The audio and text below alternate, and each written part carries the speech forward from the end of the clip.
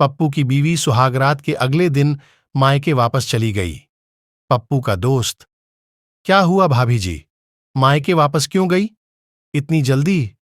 पप्पू: बहन की लौड़ी शादी से पहले कहाँ करती थी, आपकी हर दर्द को मैं सह लूंगी। बिना थूक लगाए डाल दिया तो नाराज होकर चले गए। भोसड़ी की: तू समझा? हाँ। नहीं, तू समझा नहीं।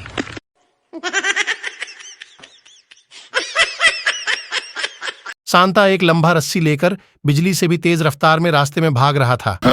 उसी वक्त बंता उसकी पीछा करते हुए: अरे रुक जा, 8वां हत्या मत कर भाई, भाभी को मैं समझाऊंगा।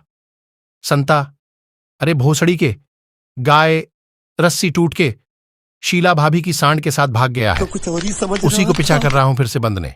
तेरा भाभी गई तेल लेने, भैंस की आंख। एक आवारा लोंडा गांव की एक हॉट भाभी के साथ जंगल में मंगल कर रहा था। तभी लोंडा ने पूछा, मजा आ रहा है ना भाभी? वो देखो मेरा पति आ रहा है। तभी से लोंडा लापता है और भाभी का पति हाथ में डंडा लेकर खोज रहा है। मार साले का खोपड़ी तोड़ साले का।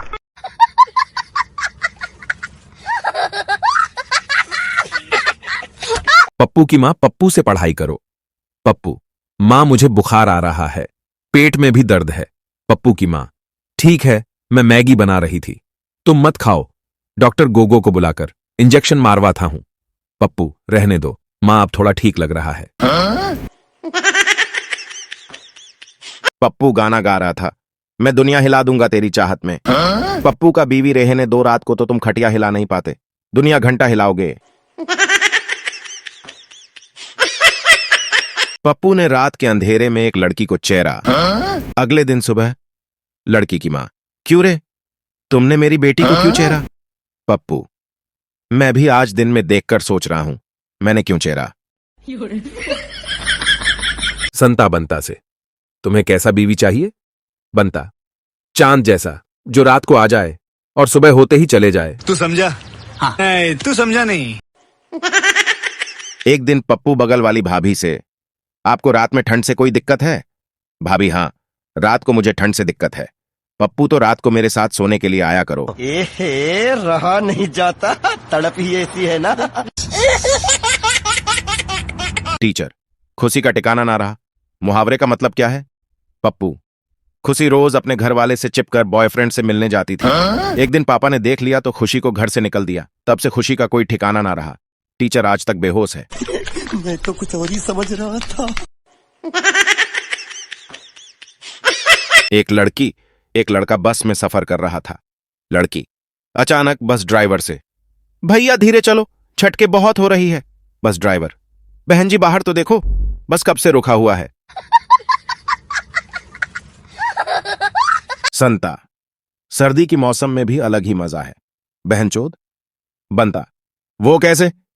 संता: अब देखो मेरे दोस्त, जिसके पास है वो रात भर योग या आसन करके गर्म होते रहेगा और जिसके पास नहीं है वो पकड़ के सो जाएगा। मस्त जोक मारा रे, ये हंस रे हलकट हंस। बस में पप्पू अपने बच्चों के साथ जा रहा था। बच्चे बहुत शोर कर रहे थे। इतने में एक बुजुर्ग अपनी लाठी से ठक ठक करते हुए चढ़े। पप्पू बोला, आप अपनी लाठी के आगे रबड़ चढ़ा ले तो ये शोर नहीं करेगा। बुजुर्ग: अगर यही काम तूने किया होता तो इतना शोर ना होता।